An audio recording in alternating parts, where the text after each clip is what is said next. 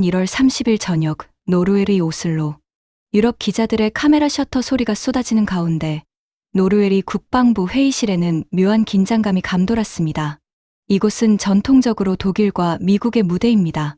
특히 이번 사업은 록히드 마틴의 하이마스, 그리고 독일과 프랑스가 합작한 KNDS라는 거대 공룡들이 버티고 있었죠. 그런데 노르웨이 그로 야레 국방물자 청장의 입에서 나온 이름은 모두의 예상을 뒤집었습니다. 우리는 대한민국 한화에어로스페이스를 선택했습니다. 단순한 무기 계약이 아니었습니다. 무려 1조 3천억 원 규모. 노르웨이가 독일의 자존심과 미국의 명성을 제치고 한국을 선택한 순간이었습니다. 많은 분들이 이렇게 생각하실 겁니다. 가성비가 좋아서, 아니면 단순히 납기가 빨라서. 물론 그것도 맞습니다. 하지만 이번 계약의 내막을 들여다보면 훨씬 더 충격적인 현실이 숨어 있습니다. 지금 전 세계 방산 시장은 돈이 있어도 물건을 못 사는 기형적인 구조에 빠져 있습니다. 미국 록히드 마틴은 주문이 밀려 2030년이 넘어야 물건을 줄 수 있고, 독일 라인메탈은 생산 라인이 포화 상태입니다. 제조업에 공백이 생긴 겁니다. 바로 이 틈을 한국의 거대한 생산 능력이 파고들었습니다. 노르웨이 국방부가 하이마스 대신 천무를 선택하며 남긴 평가, 가격은 절반, 납기도 절반, 하지만 성능은 검증됐다. 이 한마디에 모든 것이 담겨 있습니다.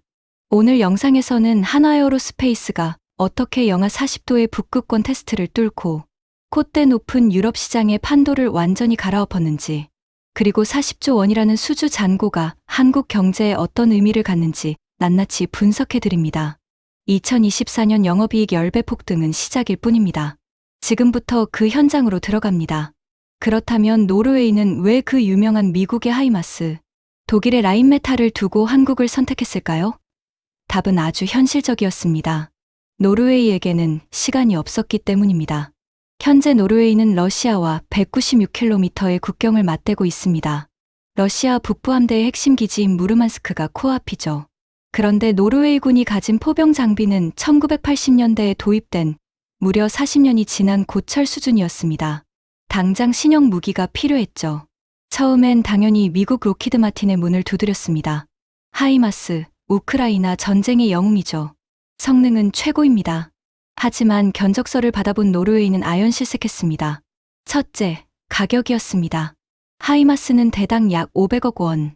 천무 16대를 도입할 예산으로 하이마스는 8대도 사기 벅찹니다.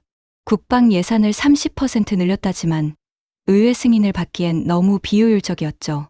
둘째, 이게 결정타였는데 바로 납기였습니다. 록히드 마틴 측은 지금 주문하면 2030년 이후에나 인도가 가능하다고 통보했습니다. 전 세계에서 주문이 폭주하니 생산 라인이 마비된 겁니다. 6년을 기다려라? 러시아의 위협을 코앞에 둔 노르웨이 입장에선 받아들일 수 없는 조건이었습니다. 독일 라인메탈도 상황은 비슷했습니다. 유럽의 제조업 라인은 이미 한계에 봉착해 있었으니까요. 이때 한국이 제시한 조건은 파격 그 자체였습니다. 가격은 하이마스의 절반, 납기는 3년에서 4년 이내, 그리고 성능은 동급 이상. 유럽과 미국이 공장을 멈추거나 생산 능력이 포화된 사이 스문의 시간 풀가동되는 한국의 방산, 제조업 시스템만이 유일하게 이 조건을 맞출 수 있었던 겁니다. 하지만 싼 게 비지떡이면 안 되겠죠? 노르웨이 국방부가 가장 우려했던 건 바로 추위였습니다. 노르웨이 북부는 겨울에 영하 40도까지 떨어집니다. 2차 대전 당시 독일 전차들도 엔진이 얼어붙어 멈췄던 그곳입니다.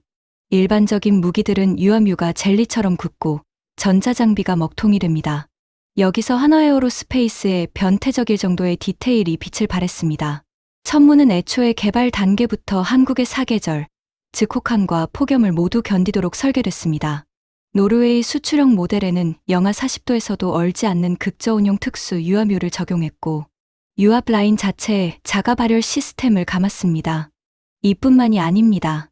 로켓 발사관 내부에 온도 센서를 심어서 온도가 떨어지면 언제든 버튼만 누르면 30초 안에 발사 준비가 끝납니다. 전자장비 역시 미군 군사 규격인 극한 환경 테스트를 모두 통과했죠.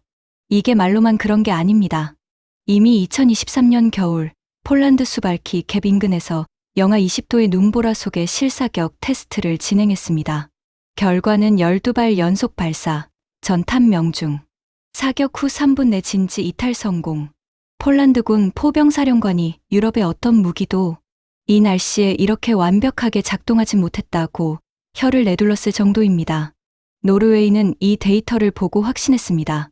한국 무기는 카탈로그 스펙이 아니라 실전용이라는 것을 말이죠. 이번 계약에서 가장 소름 돋는 전략은 따로 있습니다. 바로 유럽에서 만들어 유럽을 지킨다는 개념입니다. 노르웨이가 주문한 천무 미사일은 한국에서 실어 나르지 않습니다. 폴란드에서 만듭니다. 한화에어로스페이스가 폴란드 최대 방산업체와 손잡고 짓고 있는 현지 공장에서 생산된 메이드인 폴란드 천무 미사일이 노르웨이로 바로 배송됩니다. 이게 무슨 의미일까요? 한국 입장에서는 물류비를 아끼고 납기를 획기적으로 줄일 수 있습니다. 노르웨이 입장에서는 같은 유럽 안에서 물건을 받으니 안심이 되고요. 한국은 단순히 물건만 파는 게 아니라 유럽 현지에 생산 기지를 심어버린 겁니다. 미국이나 독일도 쉽게 하지 못하는 과감한 현지화 전략이죠. 이런 전략은 결국 거대한 한국 방산 생태계라는 큰 그림으로 이어집니다. 지금 지도를 한번 보십시오. 폴란드, 노르웨이, 핀란드, 에스토니아, 그리고 곧 합류할 루마니아까지 모두 한국산 무기를 씁니다. 마치 전 세계가 특정 전투기를 쓰면서 부품과 정비 노하우를 공유하듯 유럽의 동쪽과 북쪽 방어선이 한국 무기 체계로 묶이고 있는 겁니다. 폴란드에서 만든 부품을 노르웨이가 쓰고 에스토니아의 운용 데이터를 핀란드가 참고하는 식이죠. 이렇게 되면 개별 국가의 유지 비용은 확 줄어들고 한화는 이 거대한 시장의 관리자가 되어 지속적인 수익을 창출하게 됩니다. 한번 들어가면 빠져나올 수 없는 락인 효과가 발생하는 겁니다. 이러한 전략적 성공은 기업의 장부에 그대로 꽂혔습니다. 숫자를 보면 정말 믿기지 않을 정도입니다.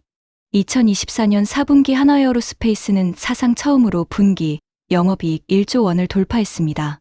연간도 아니고 단 석 달 만에 1조 원을 벌어들인 겁니다. 영업이익률은 13.7%입니다. 제조업에서 그것도 덩치 큰 방산 기업이 두 자릿수 이익률을 낸다는 건 삼성전자나 현대차와 견주어도 손색 없는 수준입니다. 2020년과 비교하면 그 성장세가 더 극명합니다.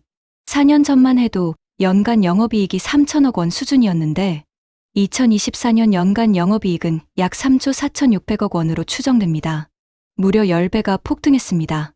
매출도 5조 원에서 27조 원으로 5배 이상 뛰었죠. 더 무서운 건 이것이 끝이 아니라는 점입니다. 현재 확보한 수주 잔고만 약 40조 원입니다. 공장을 24시간 풀가동해도 앞으로 3년에서 4년치 일감이 꽉 차 있다는 뜻입니다. 방위산업 특성상 이 수주 잔고는 취소될 확률이 거의 없는 사실상 확정된 미래 매출입니다. 증권가에서는 2026년부터 2028년까지 내년 사상 최대 실적을 갈아치울 것으로 보고 있습니다. 2028년에는 매출 60조 원, 영업이익 10조 원 시대가 열릴 수도 있다는 전망까지 나옵니다. 이제 한화에어로스페이스는 단순한 방산 업체를 넘어 글로벌 안보, 공급망의 핵심이자 한국 경제를 지탱하는 거대한 기둥이 되었습니다. 조용했습니다. 한화에어로스페이스는 화려한 광고를 하지 않았습니다. 다만 묵묵히 약속을 지켰습니다. 2017년 노르웨이와 첫 계약을 맺었을 때 한화는 약속했습니다. 납기를 지키겠습니다. 성능을 보장하겠습니다. 사후 관리를 완벽히 하겠습니다. 그리고 그 약속을 지켰습니다. 한 번도 어기지 않았습니다. 2018년 첫 K9 자주포가 노르웨이에 도착했을 때 노르웨이군은 반신반의했습니다. 정말 북극권에서 작동할까? 하지만 영하 35도의 혹한 속에서도 한국산 자주포는 완벽하게 작동했습니다. 2024년 독일 자주포와의 경쟁. 노르웨이는 또다시 한국을 선택했습니다. 신뢰는 하루아침에 만들어지지 않습니다. 그리고 2026년 1월 30일 천무 계약. 8년간 쌓아온 신뢰가 1조 3천억 원이라는 거대한 계약으로 돌아온 겁니다. 그 결과가 지금입니다. 노르웨이가 한국을 선택했고 폴란드가 한국을 믿었으며 핀란드가 한국을 찾았고 에스토니아가 한국과 함께하고 있습니다. 그리고 이제 스웨덴과 덴마크가 한국을 기다리고 있습니다. 40조 원의 수주 잔고. 이것은 단순한 숫자가 아닙니다. 제조업이 붕괴된 서구권 국가들이 한국을 유일한 대안이자 파트너로 인정했다는 증거입니다. 20년 전만 해도 상상할 수 없던 일입니다. 2004년 한국 방산업체들은 주로 개발도상국에 무기를 팔았습니다. 우리가 어떻게 미국이나 유럽과 경쟁하겠냐는 게 당시 분위기였죠. 하지만 포기하지 않았습니다. 남들이 공장을 닫을 때 우리는 생산 라인을 지켰고 기술을 연구했습니다. 2010년 튀르키예에 첫 수출을 했을 때 유럽은 비웃었지만 2022년 폴란드가 22조 원 규모의 계약을 체결했을 때 유럽은 충격을 받았습니다. 그리고 2026년 노르웨이의 천무 계약, 유럽은 이제 인정합니다. 한국은 더 이상 변방의 제조국이 아니라 세계 안보를 지탱하는 핵심 축이다. 변화는 시끄럽지 않습니다. 조용히 그러나 분명하게 일어나죠. 한국 방산이 바로 그렇게 움직이고 있습니다. 2026년은 시작일 뿐입니다. 노르웨이 다음엔 스웨덴이, 스웨덴 다음엔 덴마크가 기다리고 있습니다. 전 세계의 낡은 무기가 한국산 최첨단 무기로 교체되는 그날까지 한국의 공장은 멈추지 않을 것입니다. 감사합니다.